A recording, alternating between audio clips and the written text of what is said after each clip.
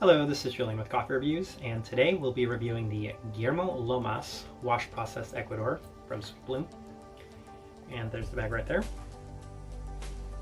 And of course, no need to discuss Sweet Bloom. Usually release a video on them about once a month or so.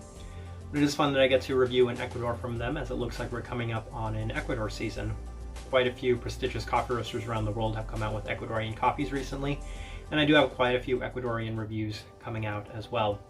Sweet Bloom came out with this one, then a week later they came out with a honey and a wash processed Ecuador as well.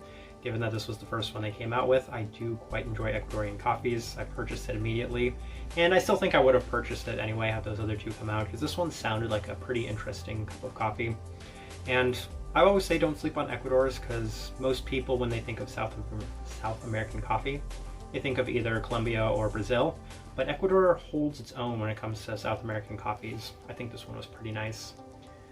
Alright, with that out of the way, let me get the recipe out of the way real quick. So this one brewed through my standard recipe, 16.67 to 1 at 204 degrees Fahrenheit through the Chemex. And Sweet Bloom is a light medium American roast profile.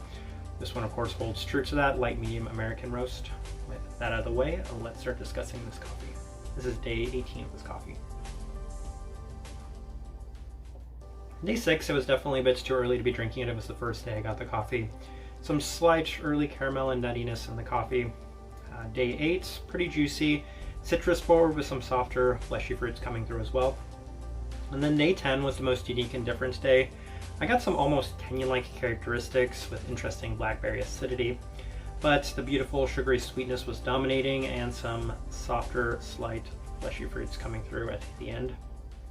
Day 12, experimented just slightly, brewed through the automatic coffee maker, and it was pretty similar, a little bit more tame, and I would definitely say that I do enjoy this coffee more through the Chemex. Day 14, very standard with a lot of Sweet Bloom coffees. It aged really well. It's a pretty sweet cup of coffee initially, and then I was getting some nice, softer, fleshy fruits as the coffee had cooled down. I do want to highlight this about Sweet Bloom if I haven't mentioned it in previous videos, but I've always felt they're one of the few American roasters that do a better job between day 12 and day 20. Most American coffee roasters say drink our coffee before 2 weeks, so typically like a 6 to 14 day range for their coffee, but Sweet Bloom, you can extend it out a little further and oftentimes it'll get better. That was the case with this coffee. Day 16 was better, day 18 is still pretty good, so worth noting. Day 16, kind of an overall summary of this coffee. It's a pretty layered cup. So it starts out pretty traditional. You get some chocolate, some nuttiness, and some sugary sweetness. And as it cools down, you get some softer characteristics, some subtle florals, and some nice fleshy fruits, as well as citrus fruits. All right, let me go ahead and put up the tasting wheel right now so you can see what I was getting. And with most Sweet Bloom coffees, I typically put them at a 4 for the sweetness, so you'll see that this one right here is a 3. Honestly, this coffee was probably about a 3.5 or so, but given that it wasn't as sweet as most Sweet Bloom coffees are, I just left it as a 3 just to kind of show how it is relative to other Sweet Bloom coffees. Really nice finish, really clean cup of coffee. Citrus fruits a little bit more pronounced than the stone fruits and the chocolate, so I left the stone fruits and the chocolate at 3. Underrated florals, so florals in this coffee are really nice. But the thing you should probably notice about this is, unlike most Sweet Bloom coffees, it's a little bit more versatile and a little bit more well-rounded. The only thing that doesn't have a 2 is the spice, because there wasn't a whole lot of spice in this coffee, but there were so many different unique characteristics in this coffee that hasn't always been the case with most Sweet Bloom coffees.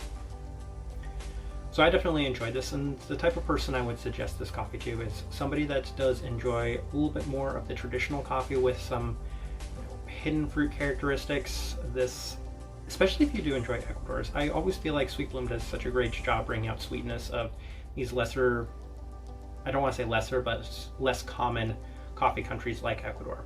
This right here is a really nice Ecuador, especially for being a wash processed, and you can get some really nice and beautiful characteristics in this coffee. But I'm going to leave it at that. And if you've tried this coffee, or if you've tried any of Sweet Bloom's Ecuadors recently, please let me know your thoughts and impressions of those. If you're enjoying the content, give this video a like and subscribe if you're not already subscribed. But this right here has been a review of the Guillermo Lomas Wash Processed Ecuador from Sweet Bloom. Thank you for watching.